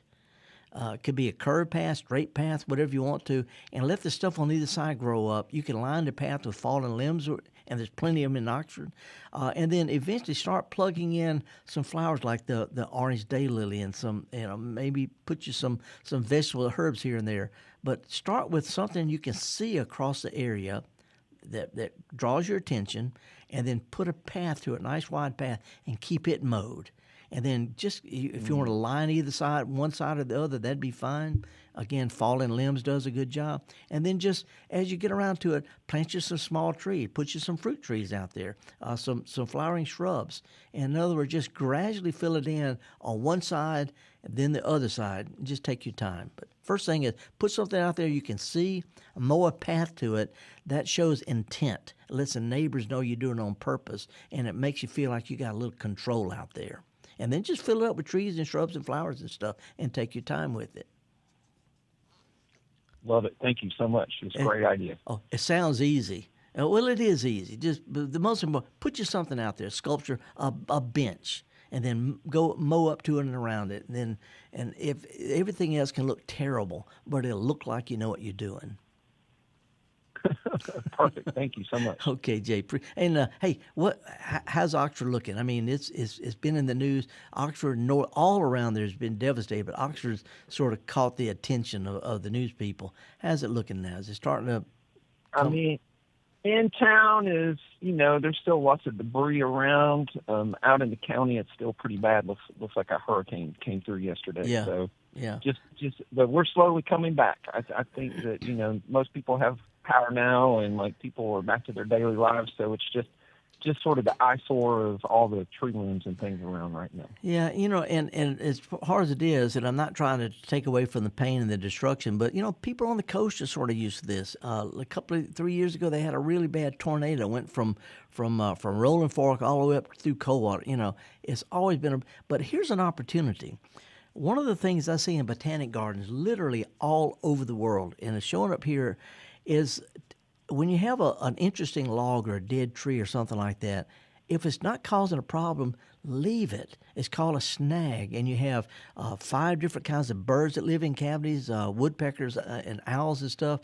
You can have it's a wildlife condo, but if you have stuff that's falling down, pile limbs and logs and trunks and stuff up in an area. It's called a stumpery, sort of like a stump version of a rock garden. Stumperies have been real popular since Victorian times. All the botanic gardens in England. I've got one in my backyard. But piling logs and stumps and stuff up and then mowing around it, you'll end up having all sorts of native bees that live in those decaying stumps. You'll have lightning bugs, all sorts of things that need decaying wood. So think about piling them up in a long, skinny line and just mowing around it. It looks kind of weird, but everybody's got this problem, so nobody's going to be judging you. Can't you grow mushrooms on those logs too, like shiitakes, things like that? Yeah, you can. There's special techniques. You can end up with mushrooms and all different kinds of stuff. I have a stumpery in my backyard, and it is loaded with that resurrection fern and different kind of mushrooms and fungi. But if you want to grow some that are edible, keep in mind that you're going to get wild mushrooms, sort of like mushroom weeds in your edible mushrooms, and just be careful what you put in your mouth. All right. Good advice. Thank you very much. I appreciate you taking the call. Nothing to it, man. Appreciate it. Thank you, Jay. I think we got time to talk real quick with Cindy in Cordova, Tennessee. Cindy, how are you today? What's up? I'm good. Outside on this beautiful day doing some cleanup. Mm-hmm. I'm cutting back my clematis, and do you recommend putting some lime around them every 2 or 3 years? Not really. If you have a really acidic soil, very, very acidic soil, lime helps, But in most cases, clematis, roses, except for blueberries and azaleas and camellias, most plants will tolerate a wide range of soil pH. You don't really need the lime. If you know that the soil in your area is acidic, it helps put lime out there every 3 or 4 years. But it doesn't take much. A cup of lime will cover an area bigger than you could put your arms around. 10 square feet, you could 1 or 2 cups of lime, and it'll last for 3 or 4 years. It won't. If you don't need it, that much not going to hurt. If you do need it, that much will help a lot. But a cup or two for 10 square feet every 3 or 4 years is plenty. Okay, and I've got several endless summer hydrangeas. Mm-hmm. Is this a good time to cut them back since they bloom on new wood? Yes. Okay. Yes, it is. Because they look kind of pitiful after all the ice we had a few weeks ago. Yeah. Well, they'll be, but prune them will thicken them up quite a bit.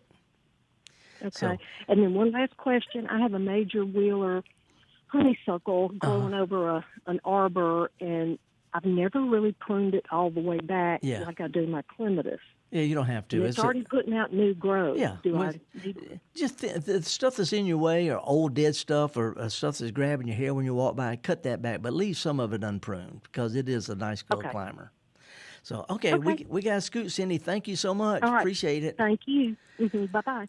Okay, Java, we got through another one. I got my daffodils and my little snowflake, not snowdrops with me, and got just tons of stuff to do out in the yard. It's pretty. Got to turn my compost. Next week, we'll talk about pruning ornamental grasses because there's a way to do it that doesn't mess them up the rest of the year. But mostly it's just been a couple hours of chatting with gardeners. That's true. And you got another chat tomorrow, Hutto's. Yeah, I'm doing start at 9 o'clock, Hutto's Garden Center in Jackson. And it's always a lot of fun, real informal, and don't feel like you got to be fancy or anything like that. And otherwise, we're going to be here every Friday. So if you want to check it out on YouTube, go to YouTube and type in Gestalt Gardener. You can see all this stuff I've been talking about anytime you get around to it, and spread the word about it. We here at MPB, we really appreciate all the support. We depend on support, but we need the support to keep us on the air to help us. So we appreciate it.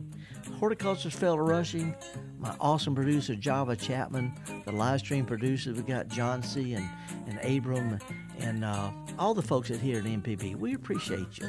It's a good time to get out and prune your roses this weekend, prune your fig trees, prune your hydrangeas, but other than that, leave the lawn alone.